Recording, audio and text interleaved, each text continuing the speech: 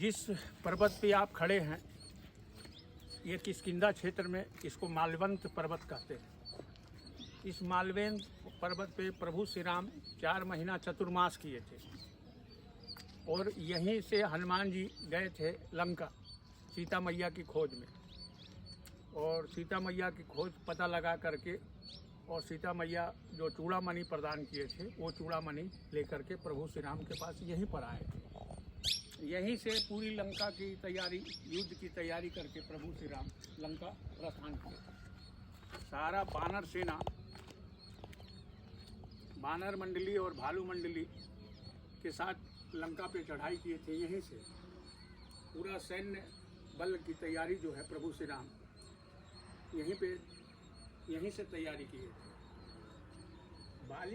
बाली को मारने के पश्चात प्रभु श्री राम इसी मालवंत पर्वत पे 4 महीना ठहरे और शिव जी का आराधना की।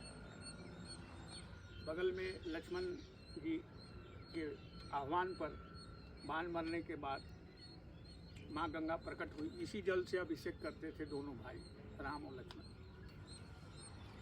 बगल में आप बाली पर्वत देख सकते हैं जहाँ त्रेता काल की दुर्गा माँ स्थापित है।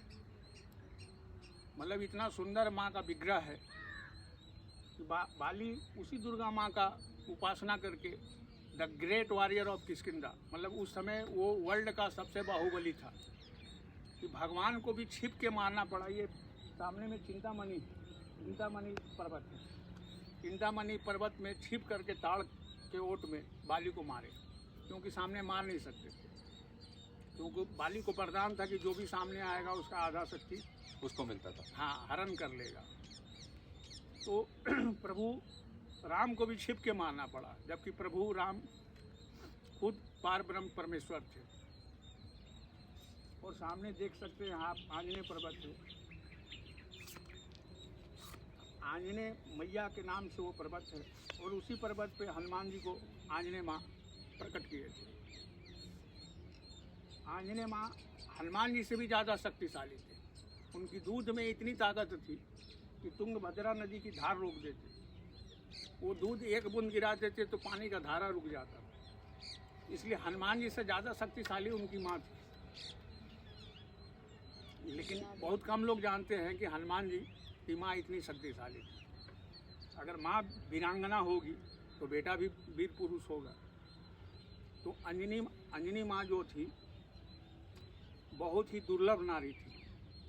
वो दैविक शक्ति से भरपूर थी।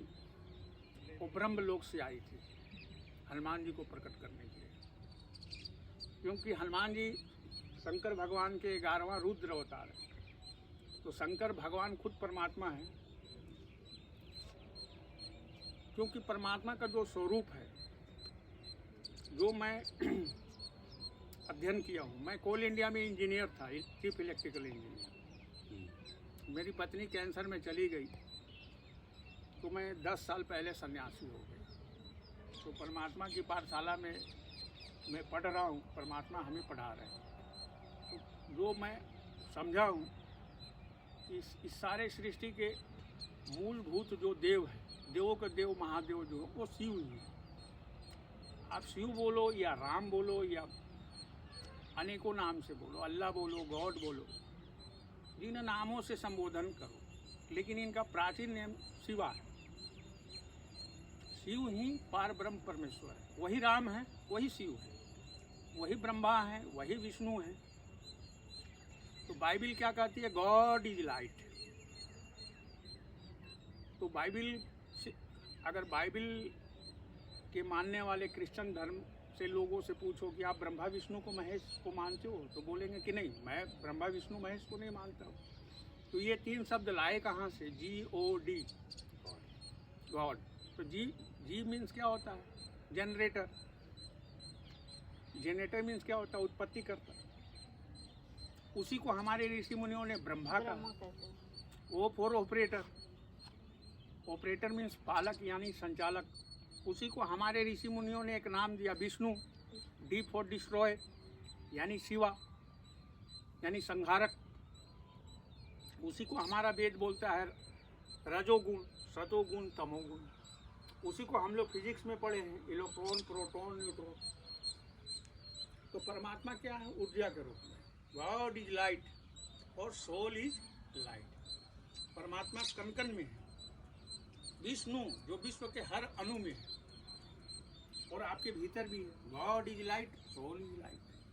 जो आपके भीतर है, जो आत्मा राम, उसको अंग्रेजी में क्या बोलते हैं बालक? सोल। आपके भीतर जो बैठे हुए हैं वही परमात्मा है। हर घट में राम विराजे, सबके घट में राम है।